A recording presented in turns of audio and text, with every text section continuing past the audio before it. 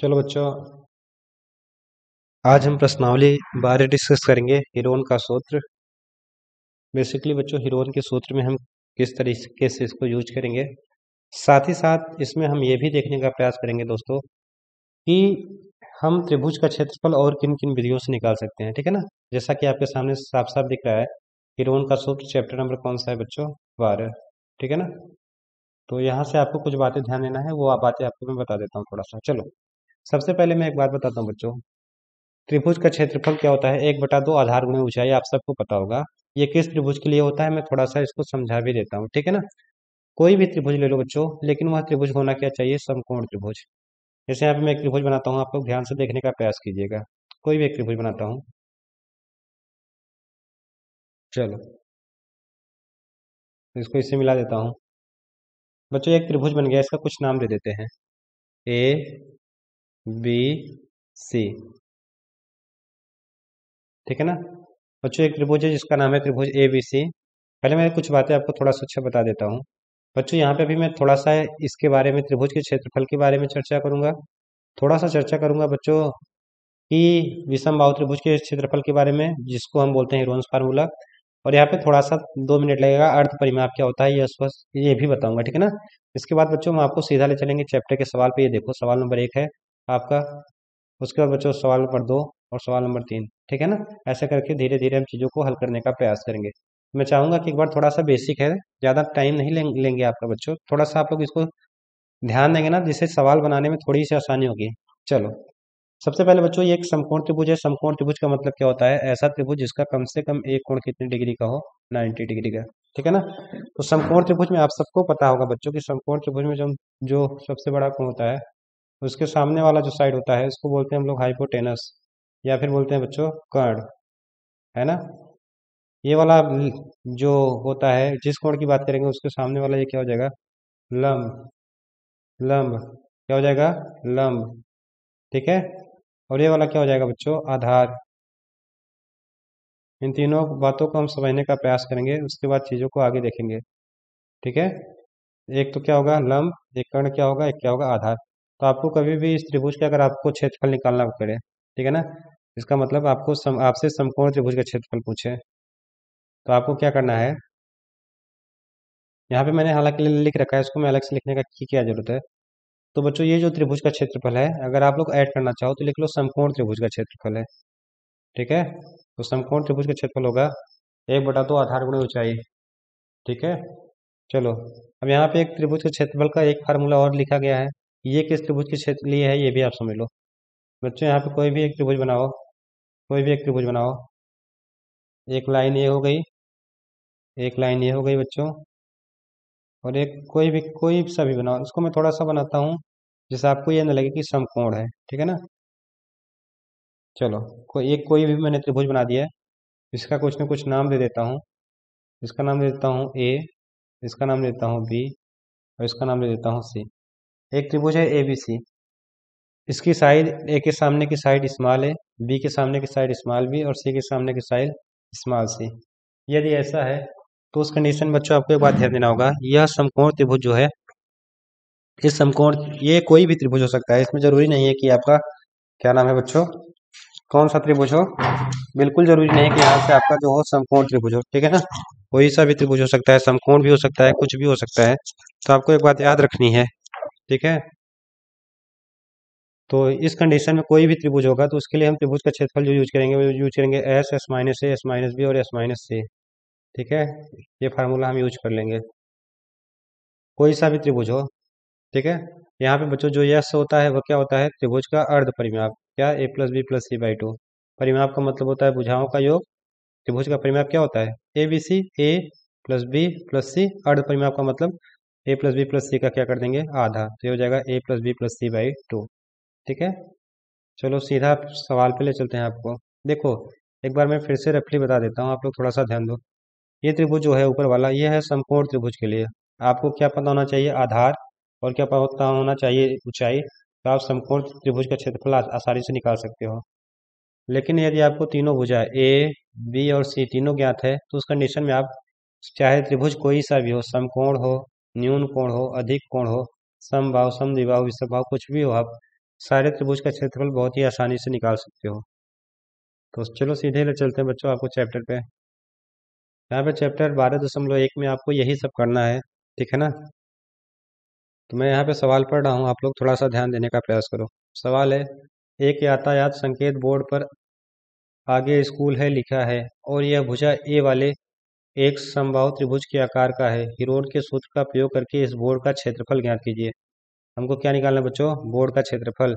साथ ही साथ यदि संकेत बोर्ड का परिमाप यहाँ पे हमको दिया गया है, परिमाप दिया गया है 180 सेंटीमीटर, तो इसका क्षेत्रफल क्या होगा?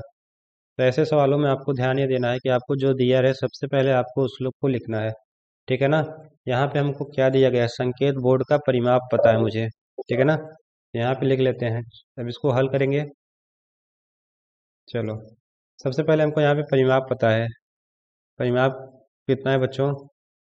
180 सेंटीमीटर। तो परिमाप के बराबर लिख लेंगे 180 सेंटीमीटर। कुछ नहीं किया, जो दिया था मैंने शांति से इसको लिख दिया। यहाँ तक किसी को कोई तकलीफ नहीं होनी चाहिए, ठीक है ना। कह रहा है बच्चों कि यहाँ पे जो त्रिभुज है वो कैसा है, यही आपको यहाँ पे एक लाइन ध्यान देना है। यहाँ पे देखो कह रहा है कि भुजा ए वाला एक समबाहु त्रिभुज है। त्रिभुज कैसा है? समबाहु। मैं थोड़ा सा समझा देता हूँ समबाहु त्रिभुज क्या होता है। बच्चों, ऐसा त्रिभुज जिसकी तीनों भुजाएं इक्वल हों। मान लो कोई त्रिभुज है, इसका नाम दे देते हैं ए बी सी।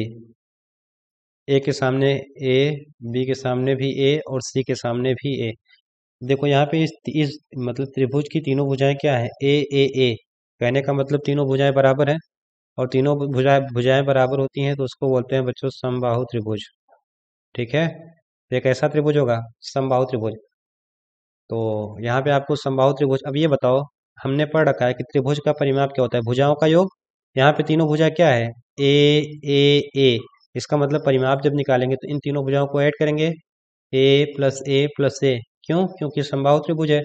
बराबर क्या होगा? 180 सेंटीमीटर, है ना।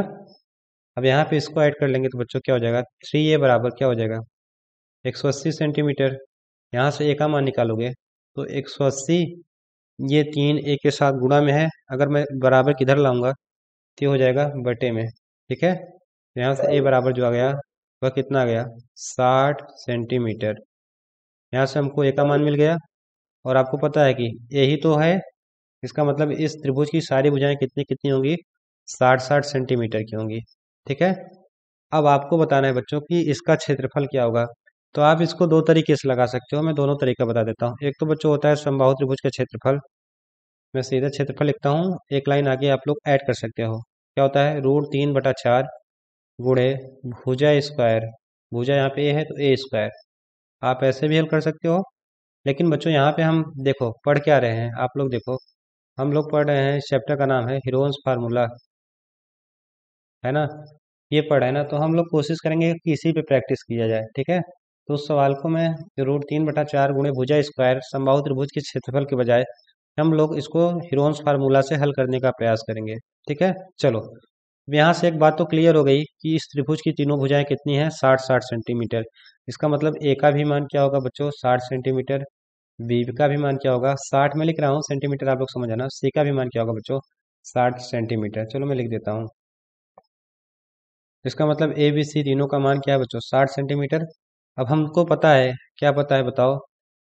हमको ये पता है कि त्रिभुज का क्षेत्रफल अगर निकालना है तो मुझे सबसे पहले यस की जरूरत है। देखो ए बी सी तो हमारे पास है, मुझे चाहिए क्या? यस। यस चाहिए, तो आपको पता है कि यस बराबर क्या होता है?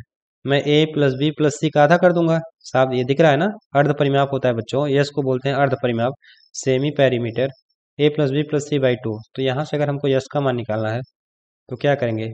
a+b+c प्लस क्या होगा बोलो? c/2। यहाँ से बच्चों आप सब कुछ मान रख दो, सारे मान रख दो। चलो, यहाँ से a का भी मान क्या है? 60। b का भी मान क्या है? 60। और यहाँ पे आप लोग बताओ c का भी मान क्या है? 60/2। क्यों? क्योंकि तीनों भुजाएं बराबर हैं। यहाँ से अगर x का मान निकालेंगे तो 60-60-60। आपको पता है कि परिमाप स्टार्टिंग में हालांकि दिया ही था, है ना। तो यहाँ से x का मान क्या हो जाएगा? 90। कितना हो जाएगा?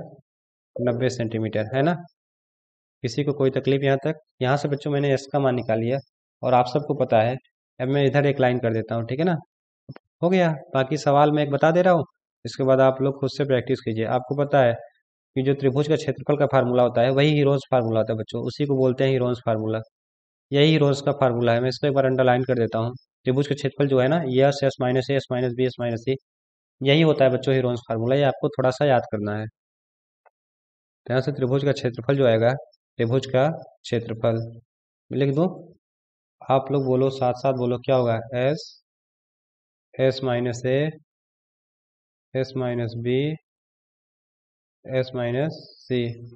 ठीक है, चलो अब इस पे सीधा सीधा मान रख के हम लोग हल करने का प्रयास करेंगे। यस का मान तो निकाल ही लिया है, ठीक है ना? हाँ चलो, तो यहाँ पे आप लोग बच्चों सीधा सीधा मान रखो। यहाँ पे लिखोगे त्रिभुज का क्षेत्रफल। आप लोग बोलो बच्चों, एस का मान क्या दिया गया है? आप लोग बोलो एस का मान क्या है? 90। तो 90, 90 माइनस ए बी सी तीनों का मान 60 ही 60 है। यहाँ से भी बच्चों 90 माइनस 60, और यहाँ से भी क्या होगा? 90 माइनस 60। किसी कोई तकलीफ है? नहीं। यहाँ से इसको ऐसे ही आपको नोट कर लेना है। आपको नोट करना है बच्चों, उसके बाद इसको थोड़ा सा हल करना है, ठीक है ना? चलो, 90, यहाँ पे 90 में से बच्चों अगर 60 को घटाएंगे तो कितना आएगा? 30। यहाँ भी 30 आएगा, क्योंकि 90 और 60 यहाँ पे भी है, और यहाँ पे भी क्या आएगा? 30। अब बच्चों आप लोग यहाँ से निकालना है आपको इसका वर्गमूल। तो एक काम करो, हमको पता है कि वर्गमूल में जोड़े में चीजें बाहर आती हैं। तो देखो, 2 तो 30 का जोड़ा साफ साफ दिख रहा है ना? या फिर एक काम करता हूँ, इसको मैं एक लाइन और कर देता हूँ, जिससे चीजें थोड़ी सी सरल हो जाए। ठीक है, यहाँ से लिखेंगे त्रिभुज का क्षेत्रफल। चलो, यहाँ भी क्या लिखेंगे? त्रिभुज का क्षेत्रफल। अब यहाँ पे 90 को क्या लिख सकते हो? बोलो बच्चों आप लोग। 90 को लिख सकते हो 3 × 30। 30 या 90 होता है, गुणे 30 कितनी बार है? एक बार, दो बार, 3 बार। यहाँ पे मैं 3 बार 30 लिख दूंगा। ठीक है, अब आप सब बताओ मुझे, आप लोग बहुत ईमानदारी से एक बात बताओ, यहाँ से त्रिभुज का क्षेत्रफल जो आएगा वो क्या आएगा? अब यहाँ पे देखो, जोड़े में एक 30, दो 30, इसका मतलब 2 30 तो बाहर आ जाएगा। और देखो, अकेला बचेगा। ध्यान से देखना बच्चों, यहाँ पे जो 3 है वो तो स्क्वायर रूट के बाहर नहीं आ पाएगा। इन दोनों का जोड़ा बन रहा था, इसलिए इसको मैंने बाहर लिख लिया। अगर 3 बाहर नहीं आ पाएगा तो 3 को स्क्वायर रूट के अंदर ही रहने देते हैं। यहाँ से जो त्रिभुज का क्षेत्रफल आएगा बच्चों, वो आ जाएगा। आप लोग बताओ, 3 और 3 मिलकर बनाता है 9। 2 जीरो चिपका देंगे, 3। यहाँ पे मीटर होगा तो वर्ग मीटर। बात समझ में आई? और यही क्या हो जाएगा? इस त्रिभुज का क्या हो जाएगा बच्चों? क्षेत्रफल। आपसे सवाल में यही पूछ रहा था। ठीक है, किसी बच्चे को कोई तकलीफ नहीं होनी चाहिए। ठीक है, ये बच्चों सवाल नंबर था आपका 1 12.1 का। और इस सवाल को मैं चलो आपको मैं एक सवाल को ना थोड़ा सा मैं समबाहु त्रिभुज के क्षेत्रफल से दूसरे तरीके से भी बता देता हूँ, जिससे आपको कंफ्यूजन ना हो। चलो, यहाँ से मैं इसको एक लाइन खींच देता हूँ। अब यहाँ पे आप लोग बोलो, समबाहु त्रिभुज का क्षेत्रफल क्या होता है? आप सबको पता है? अगर ना पता हो तो नोट करो। समबाहु त्रिभुज का क्षेत्रफल जो होता है वह होता है √3/4 गुणे भुजा स्क्वायर। ठीक है, अब यहाँ पे बच्चों इसको सीधा मानो तो यहाँ पे ए का मान कितना आया था? 60। तो √3/4 गुणे ए का मान रख देंगे 60, गुणे स्क्वायर है तो 60 का स्क्वायर का मतलब 2 बार 60 का गुणा। काट दो बच्चों, यहाँ पे कितना आ जाएगा? 4 × 4, 4×5 = 20, है ना? अब आप लोग सिंपली इसका मल्टीप्लाई कर लो। ऊपर क्या बचा? √3। अब यहाँ पे बच्चों 15 का गुणा 60 के साथ करेंगे तो 15×6 = 90, 900। और यहाँ से अगर गुणा कर देंगे तो आ जाएगा बच्चों 900 √3 वर्ग मीटर। देखो, यही आप लोग ने क्या किया था? त्रिभुज के फार्मूले से हल किया था, तब भी इसका मान यही आया था। आपने समबाहु त्रिभुज के क्षेत्रफल से किया, तब भी इसका मान यही आएगा। ठीक है ना? तो आप जो भी आपको अच्छा लगे, आप जो तरीका लगाना चाहो लगा सकते हो। क्यों? क्योंकि ये समबाहु त्रिभुज है। ठीक है, आप लोग स्क्रीनशॉट लेना चाहो तो आप लोग स्क्रीनशॉट ले सकते हो। चलो, ये आपका हल है, आप ले सकते हो। ठीक है, तो आगे चले बच्चों। आप सबको समझ में आ गया ना सवाल नंबर 1? चलो, अब चलते हैं सवाल नंबर 2 पे और देखते हैं सवाल नंबर 2 आपसे क्या कह रहा है। कह रहा है किसी फ्लाई ओवर, पहले तो आप लोग चित्र देख लो। एक बढ़िया सा, बहुत सारी गाड़ियां बनी हैं, 1 2 3 4 5। तो आप लोग देखो, अच्छा खासा पुल बना है। उसी पुल में से आपको कुछ पूछ रहा है, वो मैं पढ़ने का प्रयास करता हूँ, आप लोग देख रहे हैं। कह रहा है किसी फ्लाई ओवर की त्रिभुजाकार दीवार, दीवार जो है वो कैसी है बच्चों? त्रिभुजाकार। को विज्ञापन के लिए प्रयोग किया जाता है। दीवार की भुजाओं की लंबाई 122 मीटर, 22 मीटर और 120 मीटर है। यहाँ पे ध्यान से देखो, तो ये देखो एक त्रिभुज ये है, ये वाली लेंथ कितना दिया है 122, ये वाली लेंथ 22, ये वाली कितना है बच्चों 120।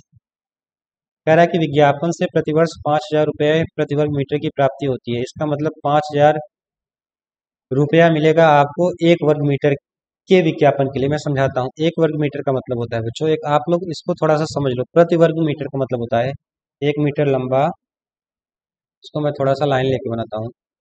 प्रति वर्ग मीटर का होता है 1 मीटर ये इधर, 1 मीटर लंबा, 1 मीटर चौड़ा, ये, यही बच्चों एक वर्ग मीटर है।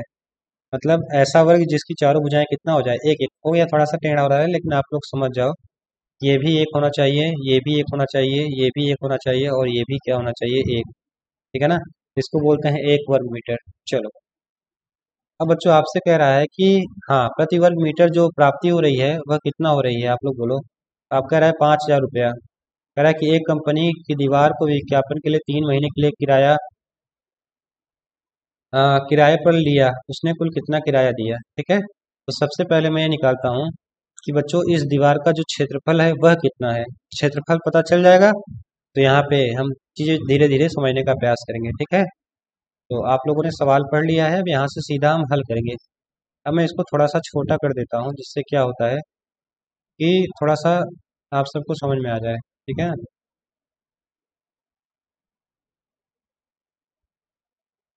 इसको मैं थोड़ा सा छोटा कर देता हूँ, जिससे सवाल लगाने के लिए थोड़ी सहूलियत हो जाए। चलो, इसको भी थोड़ा सा छोटा कर देता हूँ। सवाल तो आपने पढ़ लिया है, बाकी सवाल आपके पास होगा ही। ठीक है, चलो, यहाँ से हम बच्चों हम सीधा इसको हल करने का प्रयास करेंगे। सबसे पहले यहाँ पे तीनों भुजाएं आपको पता है, एक त्रिभुजाकार है ना, तो तीनों भुजाएं आपको लिख लेना है। क्या क्या दिया गया है, एक भुजा मान लेते हैं ए, 122 मीटर। एक भुजा यहाँ पे बच्चों बी दिया गया है, कितना 120 मीटर। और एक भुजा बच्चों सी यहाँ पे आपको कितना पता है, कितना है बच्चों 22 मीटर। ठीक है ना, अब मैं क्या करता क्या हूँ कि मैं निकालता हूँ कि इस त्रिभुजाकार जो दीवार है इस पे अगर इस मतलब इस दीवार का क्षेत्रफल क्या है। तो आपको पता है कि क्षेत्रफल निकालने का फार्मूला क्या होता है, S S minus A S minus B S minus C, यही होता है। इसी को बोलते हैं हीरोन्स फार्मूला, है ना। तो सबसे पहले बच्चों यहाँ से एस का मान निकालोगे। एस का मान होता है ए प्लस बी प्लस सी पूरे का बटा 2।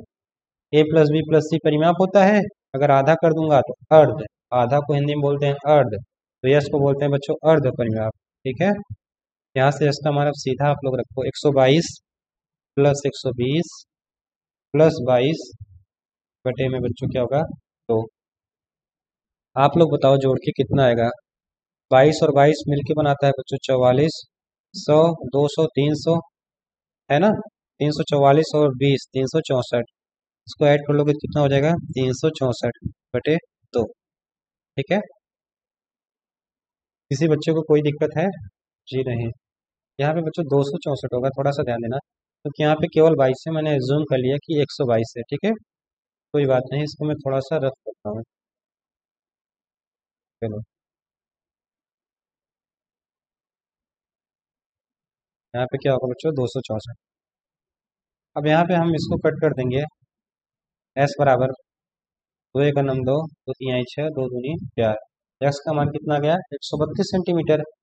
अब हमको पता है कि अगर हमको यस का मान पता है तो मैं क्या क्षेत्रफल निकाल सकता हूँ त्रिभुज का। आप सब बोलोगे सर बिल्कुल निकाल सकते हैं। त्रिभुज का क्षेत्रफल होता है, जो हीरोन्स फार्मूला होता है उसी के द्वारा बच्चों निकलता है त्रिभुज का क्षेत्रफल, वही होता है, कुछ अलग नहीं होता। S, S minus A, S minus B, और क्या होता है एस माइनस सी। अब आपको सारे मान पता है, ए का मान पता है, बी का मान पता है, सी का मान पता है, तो आप लोग त्रिभुज का क्षेत्रफल निकालो। त्रिभुज का क्षेत्रफल बराबर क्या होगा, आप बोलो। 132, फिर 132 माइनस ए का मान क्या है 122, तो जहाँ पे ए है वहाँ पे क्या रख लूंगा 122, फिर 132 माइनस बी का मान क्या है 120, जहाँ पे बी होगा वहाँ पे क्या रख देंगे 120। फिर 132 माइनस सी के स्थान पे 22 है, तो सी के स्थान पे क्या रख देंगे 22। ठीक है, अब आपको इसको हल करना है अच्छे से। यहाँ पे लिखना है त्रिभुज का क्षेत्रफल।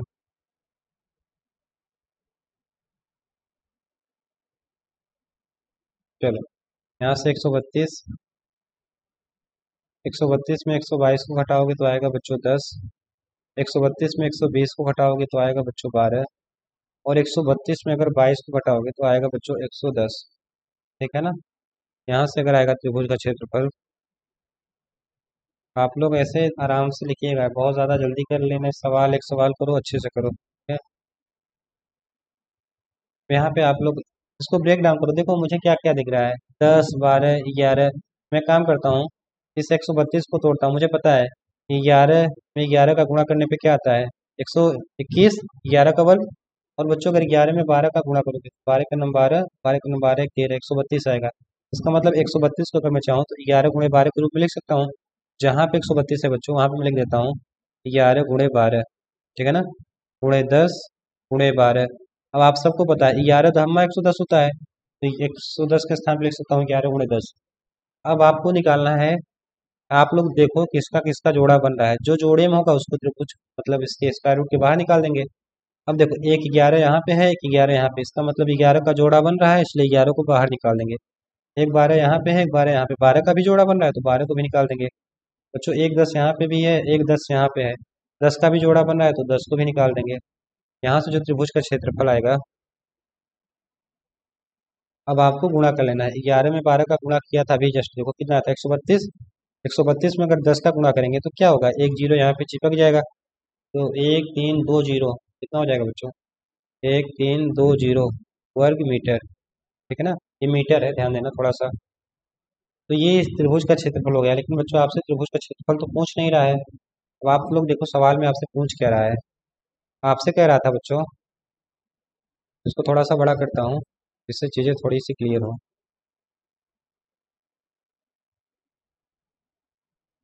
देखो आपसे कह रहा था कि इस विज्ञापन से प्रतिवर्ष 12,000 रुपये, सॉरी, इस विज्ञापन से प्रतिवर्ष 5,000 रुपये प्रति वर्ग मीटर की प्राप्ति होती है। इसका मतलब बच्चों एक वर्ष का एक वर्ग मीटर का खर्च कितना है 5,000। यहाँ पे मैं समझाता हूँ, वहां तक तो आपने समझ लिया है, बाकी भी यहाँ पे समझो, थोड़ा सा सामने रहेगा ना तो आपको थोड़ी सी सहूलियत होगी। चलो, एक वर्ग मीटर का खर्च कितना दिया गया है, एक वर्ग मीटर का खर्च, क्षेत्रफल तो निकाल लिया है। अब आप लोग इधर देखो, क्षेत्रफल को 1 मिनट के लिए अभी इस पे ध्यान देने का प्रयास करो। एक वर्ग मीटर का खर्च कितना है, 5,000 रुपया हो गया। लेकिन बच्चों जो दीवार थी उसका तो मान एक वर्ग मीटर तो है नहीं, उसका मान है 1320 वर्ग मीटर, है ना। तो बच्चों अगर 1320 वर्ग मीटर है तो हमको पता है कि बच्चों अगर 1320 वर्ग मीटर है तो मुझे अगर 1320 वर्ग मीटर का खर्च निकालना है, 1320 वर्ग मीटर का खर्च, तो आप बताओ, ऐसे बताओ, मैं कहता हूँ ऐसे रफली बताओ, एक वर्ग मीटर का खर्च अगर 5 रुपया है तो 5 वर्ग मीटर का खर्च कितना होगा। तो आप कहोगे सर जी 5 का 5 में गुणा कर देंगे, 5×5 = 25 रुपया, है ना। ऐसे बताओ, एक वर्ग मीटर का खर्च 5,000 है तो 1320 वर्ग मीटर का खर्च कितना होगा, 5,000 गुणे 1320, 1320, है ना। लेकिन बच्चों ये आप ध्यान दो कि यहाँ पे एक चीज़ और दिया गया है, यह जो है वो प्रतिवर्ष का है ना। इसका मतलब यह 12 महीने का खर्च है। कितने महीने का है, 12 महीने का। लेकिन आपसे कह रहा है बच्चों कितने महीने का खर्च चाहिए, आपको कह रहा है कि आपको कुल कितना किराया देना होगा 3 महीने के लिए। ठीक है, तो आपको 12 महीने का किराया नहीं देना है, 3 महीने का देना है। लेकिन है ना बच्चों, चूंकि 12 महीने का खर्च कितना है, 5,000 गुणे 1320, अभी गुणा मत करना। ठीक है ना, क्योंकि हो सकता है आगे कट जाए तो चीज़ें थोड़ा आसान आ जाए, इसलिए। अब बताओ बच्चों, तो एक माह का खर्च कितना होगा, एक माह का खर्च, तो आप कहोगे कि सर जी टोटल खर्च में 12 से भाग कर देंगे, तो 5,000 गुणे 1320 बटे में क्या होगा 12। लेकिन बच्चों आपसे एक माह का नहीं पूछ रहा है, कह रहा है कि 3 माह का बताओ ना, 3 माह का कहेगा तो एक एक नियम आपने थोड़ा सा पढ़ रखा होगा। अगर आपसे कहेगा 3 माह का, तो मैं 3 का गुणा कर दूंगा। अब यहाँ पे देखो, ये खर्च जो आया है बच्चों, वह मैंने सालाना निकाला है, क्योंकि 1 वर्ग मीटर का जो खर्च था 5,000 रुपया, वो सालाना था। इसलिए 1320 वर्ग मीटर का मैंने पहले सालाना खर्च निकाल लिया। लेकिन मुझे बताना है मासिक खर्च। मैंने एक साल में होता है 12 माह, इसका मतलब 12 माह का खर्च कितना होगा? 5,000 गुणे 1320। एक माह का खर्च क्या होगा बच्चों? 5,000 गुणे 1320/12। इसलिए बच्चों 3 माह का खर्च कितना होगा? 3 माह का खर्च, यहाँ से 1 से 3 पे आया, तो मैं यहाँ पे भी बच्चों क्या कर दूंगा? 3 का गुणा कर दूंगा। 5,000 गुणे 1320/12 गुणे बच्चों क्या होगा? 3, है ना? काट दो, 3 × 3 = 3, 3 × 4 = 12। 4 से काटना बच्चों, 4×3 = 12, 1 बचा, 4×3 = 12, 0। बच्चों यहाँ पे 3 माह का जो खर्च आएगा, तो आप लोग गुणा कर लेना। सर यहाँ पे साहब 3 माह का खर्च आप लोग गुणा करो, बताओ। देखो इधर तो सब कुछ कट गया है, कितना है? 330। 5 का गुणा करो, देखो जीरो का को लास्ट में चिपका देंगे। थोड़ा सा यहाँ पे देखना, यहाँ पे 3 जीरो इधर है, 1 जीरो इधर है। आप लोग 33 का 5 में मल्टीप्लाई कर लो, जीरो लास्ट में 4 जीरो चिपका देंगे। 5×3 = 15 का 5, हाथ से लगा 1, 5×3 = 15 और एक क्या बनाएगा बच्चों? 16। यहाँ पे कितना जीरो चिपकाना है? 4, 1 2 3 4। कितना रुपया? चाहे रुपया बच्चों नॉर्मली लिखा जाता पहले, फिलहाल आपको समझना है, आपने समझ लिया। इसका मतलब अगर बच्चों उस मुझे विज्ञापन के लिए कुछ भी बैनर पोस्टर लगाना है, तो 3 माह में मुझे 1,65,000 रुपया बच्चों जमा करना पड़ेगा। बात समझ में आ गई? ठीक है, आप सबको समझ में आया ना सवाल? ये क्षेत्रफल था और बच्चों ये खर्च है इधर वाला। ठीक है, तो आई होप आपको अच्छे से समझ में आ गया होगा। अब मैं चलता हूँ नेक्स्ट सवाल पे, देखते हैं नेक्स्ट सवाल क्या है। ठीक है ना? चलो, कह रहा है कि किसी पार्क में एक फिसल पट्टी बनी हुई है। इसकी पार्श्वीय दीवारें, साइड वॉल्स में एक दीवार पर किसी रंग से पेंट किया गया है, और उस पार्क को हरा भरा और साफ रखिए लिखा हुआ है।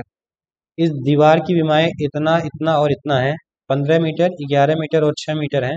तो रंग से पेंट किए गए भाग का क्षेत्रफल ज्ञात कीजिए। है ना बच्चों? कुछ नहीं, आप लोग ध्यान से देखो, तो इधर देखो, मैं जहाँ पे बाउंड्री बना रहा हूँ ध्यान से देखो। इसको मैं, हालांकि इसके अंदर मैं पीला पीला कर दे रहा हूँ, मैं जिस भाग को पीले कलर से रंग रहा हूँ उसको आप लोग ध्यान से देखो। थोड़ा सा अगर बाहर भी जाएगा तो आपको समझना है, आप लोग समझ लेना, ज़्यादा उसमें हाइप मत क्रिएट करना। बच्चों देखो, हालांकि उसमें नीला था, लेकिन हो सकता है आप लोग को बार बार वही देख रहे हो, इसलिए मैंने पीला कर दिया। मैंने जितने पार्ट को पीला किया है ध्यान से देखो, तो ये एक त्रिभुज के आकार का है ना? और इस त्रिभुज की तीनों भुजाएं आपको पता है बच्चों। एक एक भुजा का मतलब होता है तीनों भुजाएं, विमा का मतलब होता है भुजा। एक 11 मीटर है, एक 6 मीटर है और एक 15 मीटर है। आपसे कह रहा है कि कितने भाग में पेंट हुआ है, उसका क्षेत्रफल ज्ञात करना है। तो सिंपली आपको ऐसे समझो कि जो तीन भुजाएं दी हैं उसको आप लोग लिख लो। ए का मान दिया है 15 मीटर, बी का मान दिया है बच्चों 11 मीटर, और यहाँ से सी का मान जो दिया है वह दिया है 6 मीटर। अब करते क्या है कि हमको ए बी सी का मान तो पता है, मुझे इसी पार्ट का एरिया निकालना है, तो निकाल लेते हैं। अब आपको पता है कि त्रिभुज का क्षेत्रफल निकाल सकते हैं यदि उस त्रिभुज की तीनों भुजाएं हमको ज्ञात हो, लेकिन यहाँ पे हमको तीनों भुजाएं पता भी हैं। तो मैं सीधा पहले क्या निकालूंगा? आप लोग बोलो एस। एस बराबर क्या होता है? आपको मैं सीधा लिख रहा हूँ, क्योंकि मैंने 2 बार लिख लिया, A plus B plus C divide by 2। यहाँ से एस का मान आएगा 15 और 11 मिलके बनाता है बच्चों 26। 26 और 6 मिलके क्या बनाएगा? 32। क्या हो जाएगा बच्चों? 32/2। आप लोग काट दो कि दो दो कन्नम दो, दो छंग 12। इसका मतलब यस का मान आ जाएगा जो, वह 16 मीटर आ जाएगा। ठीक है, आपको यस का मान पता चल गया है। अब आपको निकालना क्या है बच्चों? एरिया, है ना? त्रिभुज का क्षेत्रफल। यहाँ पे लिखना बच्चों, त्रिभुज का क्षेत्रफल बराबर, मैं एक बार इसको फिर से लिखता हूँ क्योंकि ये इसकी अपेक्षा थोड़ा सा ठीक ठाक है। यहाँ पे होगा S, S minus A, S minus B, और क्या होगा बच्चों? एस माइनस सी होगा ना? अब यहाँ पे आप लोग सीधा बोलो, मुझे बताओ एक बात, एस का मान यहाँ पे मैंने कितना निकाला है? 16। तो यहाँ पे लिखेंगे 16। फिर एस माइनस ए, ए के स्थान पे 15, 16 माइनस 15। आप सबको समझ में आ रहा होगा, 16 माइनस 11, और यहाँ पे क्या होगा? आखिरी वाला 16 माइनस 6, है ना?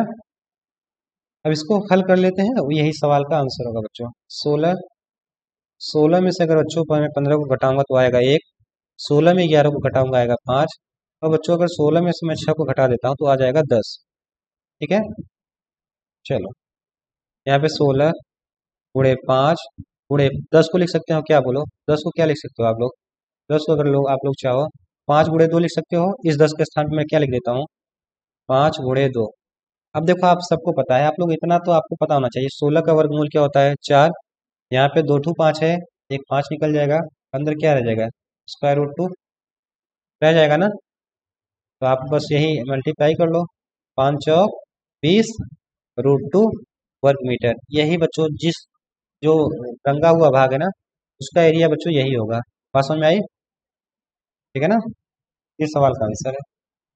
आपको किसी को कोई तकलीफ हो तो बताओ, ठीक है ना। यही त्रिभुज का क्षेत्रफल होगा, त्रिभुज का क्षेत्रफल, ठीक है ना।